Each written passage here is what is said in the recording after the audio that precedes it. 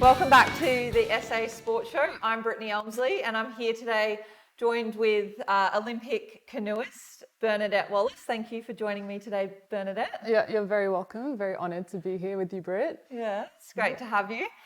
So your Olympic journey was actually quite an interesting one. You started off as a kayaker and you were kayaking at an elite level for about 15 years. And a few years ago, you actually made the switch to sprint canoe in hope to grab the opportunity to be one of Australia's first female Olympic sprint canoeists, which you've since gone on to achieve. So firstly, congratulations on that achievement. Yeah, thank you very much. Yeah. Now I don't think anyone is under the illusion that people just wake up an Olympian one day, and it doesn't go without saying there's lots of hard work behind the Olympic journey. But I would love to know, when did you first realise that you had an Olympic dream? Was it when you were kayaking, or did you realise it once you made that switch to canoe? Yeah, it's been crazy the last few years, but like you said, 15 years worth of paddling a boat. And I think when we're in high school, we do that Pierre de Coubertin award. And I think then I started realising that the Olympics, or being an Olympian, is something that I wanted to be, and I held tight to those kind of values and that lifestyle, I guess, the training in the morning, training in the afternoon, looking after your body. So I think as a kayaker, I really idolized a lot of the the women in my sport, and just wanted to be like them, and they just happened to be Olympians. Yeah, it's pretty cool to be surrounded by Olympians. I know that your brother is a 3-time Olympic canoe/kayak, sprint kayaker, but also an Olympic gold medalist. How was it growing up with a brother who had been and gone to the Olympic Games? Yeah, Ken's an absolute freak of an athlete, or anything that he wants to do, it's on or off, he's going at it. I have a very vivid memory of being a kid in his room, and he had this desk with the world on it, like an atlas, and I don't know what I was doing in his room, who knows, but I remember looking being under an his annoying desk. sister. Yeah. Probably. Most likely. And I remember he wrote I'm a legend, and he would have been so young, I don't know, 10 or something like that. So growing up with my older brother being this crazy sportsman, and my older sister was actually in the Telstra Dolphins team as a national swimmer as well. So like I said, having that lifestyle, after school I would go and sit by the pool where those two trained while I pretended that I had a headache so I didn't get in the pool, had my artwork out. Tricks. Growing up with 2 siblings that were so elite in what they did, I guess I didn't realise that it was I was becoming that as well, even as much as I tried to do art or scouts or anything else, it was already in me. So I guess you were just always destined to be an Olympian. Talk us through the transition from kayak to canoe. Was there a pivotal moment that made you decide to make the switch, or did it just happen naturally? Definitely not exactly naturally. So kayaking being the sport where you sit on your butt and you paddle on both sides as fast as you can down a lane, that was my sport, as well as surf ski, ocean ski. And I had dabbled in outrigging doing the Molokai crossing and whatnot. So just doing paddling and all sorts of paddling kind of led me to make this choice easier. But it was definitely a turbulent road to get there. After a skin cancer scare before my trials in 2016 to make the Olympic team, actually I had to stop kayaking, not because I didn't want to stop kayaking, but because I was shit scared of my life, and that I had lost confidence in my body completely, and moved to Canada to coach because I still loved paddling and still loved the sport and wanted to share that with young people. And went there. Canada is in the Olympics, my sport is actually called Canadian canoe.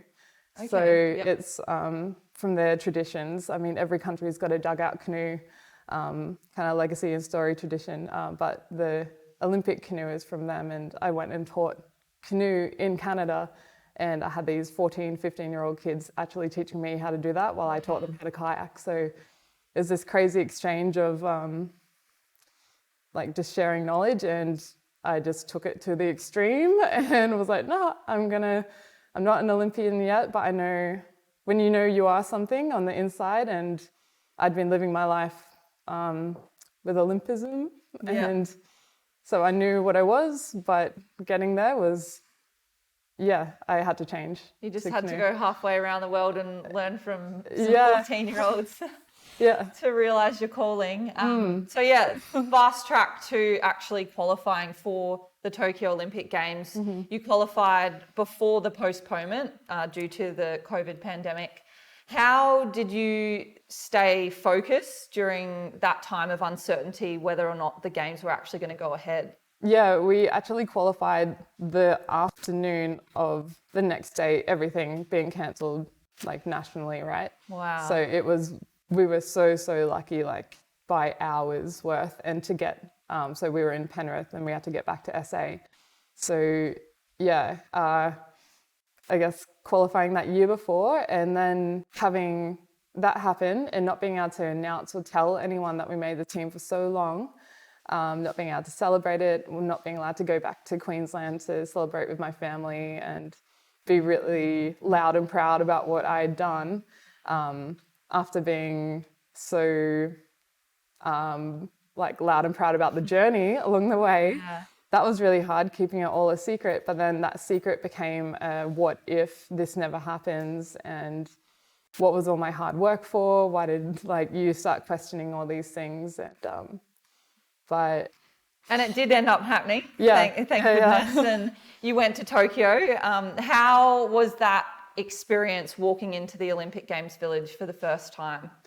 I was on the bus, because I guess we were all in our groups and confined, face masks on and safe and everything. So actually, rather than walking, it was more like a enclosed bus drop off to the very front door of our building, and I just had FaceTime on the whole time, going past the rings and showing my family I'm here, and that was such a relief. And being there with my team that I'd paddled kayak with for all those years as well. So being with the people that I've actually just been around despite swapping sports or swapping boats, these people were my second family that I've been with for all that time. So it was such a relief, and getting to celebrate it with the people that I know have worked the hardest was really awesome. And so after the games, how was the quarantining experience? And just to summarize your whole Olympic experience as a whole, because it is quite a unique one, being the COVID Olympics and all. Yeah, for sure. The COVID Olympics doesn't mean that you just sign up to go race. It means that you sign up for, I think in the end I had 26 COVID tests. I signed up for, the 2 months in the Gold Coast training camp before the actual Olympics, and the following the rules there. And it's not even being on your best behavior. It's just doing what's right and what's safe, I guess. And then also part of that was the 2 weeks quarantine. That was just part of the whole package. It was just something that you did, the next place to go. And we were really lucky that we were in Howard Springs, and the people, we had J Block Fitness going every morning at 9:30, and it was a really nice way from everyone to be so up and high and either super happy about their performances or sad or retiring. There was people in our block that were working over there, so many different types of experiences of the Olympics. We could share them on our verandas, and a few days into it, everyone kind of let go, and it just got really fun. It was, very happy.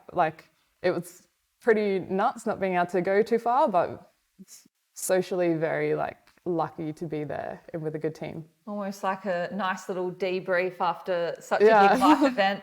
I'm so glad that you got to experience the Olympic Games, and just after a lifelong commitment to Olympism. And yeah, thank you for joining us today. And with lots more to come on the SA Sports Show. Don't go anywhere.